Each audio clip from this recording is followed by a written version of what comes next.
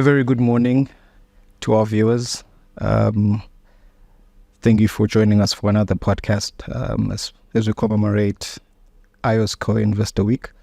Joining me this morning is Mr. Sihle Tsabetse, who is a product development officer at the Eswatini Stock Exchange. Before I say much, or rather ruin his bio, I'd give him this opportunity to introduce himself. Good morning, viewers. My name is Sihle Tsabetse. I am a market and product development officer at the Eswatini Stock Exchange. I've got previous history in finance. I've been fortunate enough to work for a large investment bank, Northern Trust Corporation, where I kind of got the vibe for financial markets and fell in love with it. Yes, thank you, Mr. Kama. So, thank you for that, Mr. Tsabetse. Our topic of discussion today will be resilience and a smart investor. Now, the term resilience, it's just one descriptive word usually comes about in our conversations. Now, for the first time, we're seeing it coming into finance, and then it's being matched with investments and actually an investor. So maybe as a start off, how and what can you describe as a resilient investor? Thank you. According to my understanding and the financial world, a smart and resilient investor, it's someone who can adapt and bounce back from market fluctuations, economic downturns, and those unexpected events. It's someone who bases their investments on research, understanding the market they're in, such that they understand the risks that are involved in that investment, and they will make their decision based on those risks that are involved and try to mitigate them according to their risk tolerance level. You bring a topic of risks. Now, as a question, maybe does merely understanding risks in the investment world make one a resilient investor? Are there any things maybe a resilient investor is supposed to exert as part of in his investments? Merely the question, I think, is just does basically understanding risks make one a resilient investor, or maybe there are other actions that are involved? Understanding risk is one of them, but there's plenty of things you need to understand and take into consideration if you want to consider yourself a resilient investor based on risk. So the first thing is, as an investor, you need to understand the market you're in and understand the dynamics, the risk involved, and how you can mitigate those risks.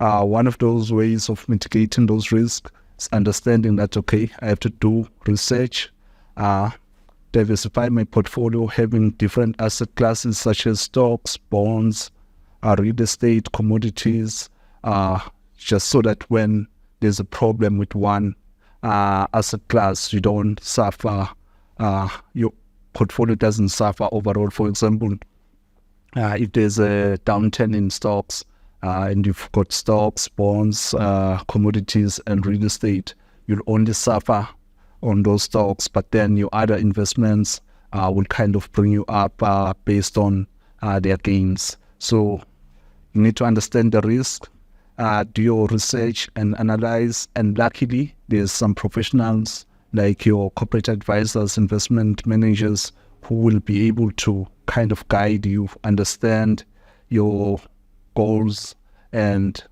take into consideration your risk tolerance when they coming up with a strategy to inform you on how to invest, diversify your portfolio. Well understood and well articulated. Thank you for that. Now, let's maybe bring it closer to home. What can an ordinary Liswati do to maybe become, in context, in Eswatini especially, what can an ordinary Liswati do to maybe become a resilient investor? Maybe stealing from what you said, you were speaking about the plethora of market instruments that are available. Now, maybe let's try to contextualize it, bring it closer to home. All right, thank you, Mr. Kam. So when we're trying to bring it home, you can still do your own research as a normal Liswati, analyze, the information is out there. we have your corporate advisors, not corporate advisors, excuse me, financial advisors and investment managers. So once you get to talk and understand with them, you can then invest in some of the different asset classes we have. For example, at the stock exchange, we have shares, we have bonds, and other products that are still coming but not there yet. So for you to kind of mitigate your risk, you invest in shares and bonds, but within those shares, you'll find that they are in different sectors. So that already diversifies your investment. For example, we have RES, that's in food production, sugar. Then you have Swaziland property investment, that's in property, that's real estate. Then you have Nedbank, that's in banking. So those are all different sectors. So even if you invest in shares, you can still diversify your portfolio and reduce your risk by having investing in different sectors in that. Then you have bonds. Bonds are, we have your corporate bonds, you have your government bonds, and they all come with different risk. But government bonds are always the safest because they are backed by the government and the central bank. Thank you very much. You are bringing a topic of diversification. Maybe put layly, if there's a term like that, maybe just can we define what for maybe one of our listeners who doesn't know what diversification is, can you maybe define what diversification is? I know you've just described how it plays out or it rolls out as but that's probably you speaking to someone who's with the FSRA, but there's a listener out there who maybe doesn't even understand what diversification is. So maybe define diversification and then the benefits of diversification. So if I may, diversification is more like having a basket. For example, let me say I'm going shopping at Pick and Pay. I'll have a basket, but in that basket, I'll have different things.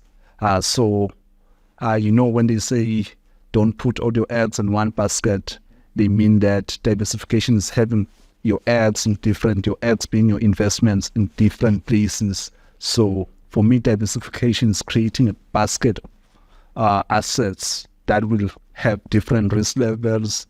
Some would be high risk, some would be low risk, some will be long term, and some will be short term, based on your risk tolerance and what you actually want to do with your investment. So diversification is like creating a shopping basket of yours based on what you want and what you want to achieve.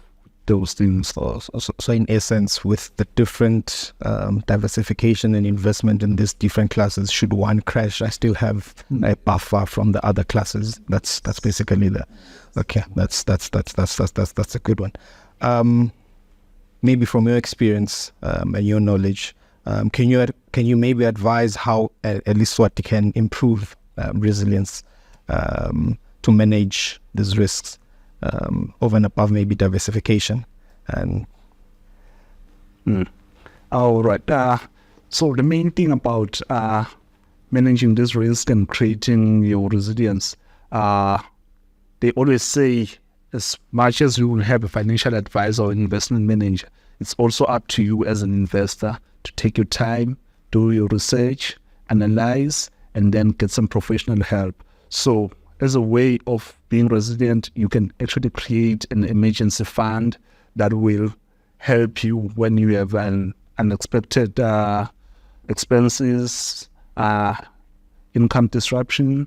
In that way, you'll be more resilient because you won't be selling your long-term investments just to meet short-term needs. So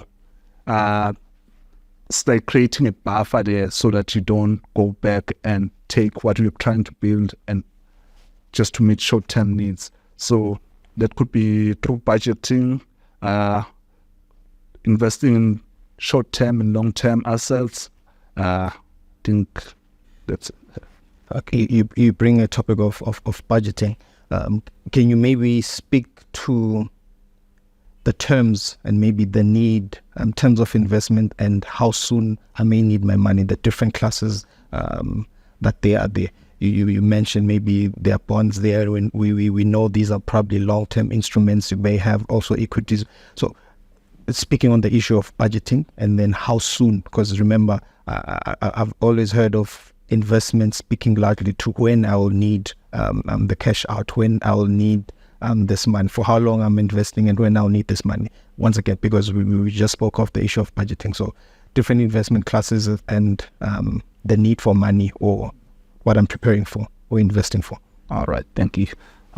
So the key thing is to have an emergency fund that will include those liquid assets, which could be your cash and short-term investments.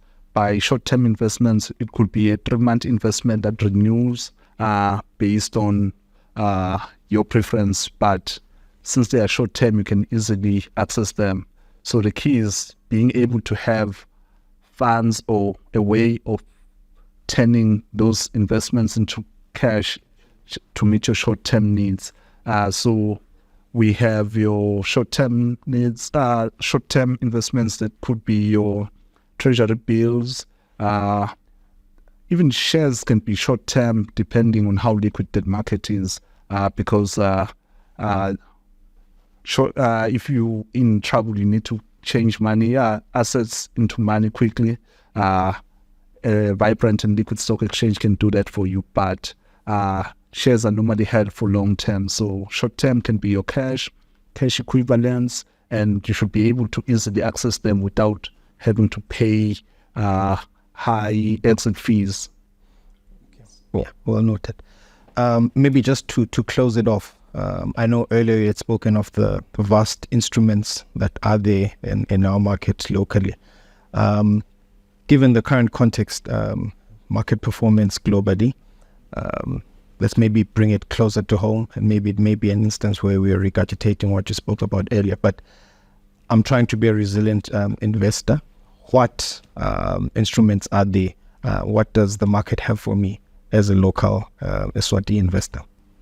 All right, thank you, Mr. Kam. So as a local investor in Eswatini, we have the Eswatini Stock Exchange, whereby you have products such as your shares, bonds, and right now there's corporate bonds and government bonds. So with that, as an investor who wants to be resilient, you will be keeping up with the trends, understanding what's going on, having an understanding of the market, of where you want to invest, so that you can also contribute and know very well it's okay, I cannot invest in this because of downturns in the current trends.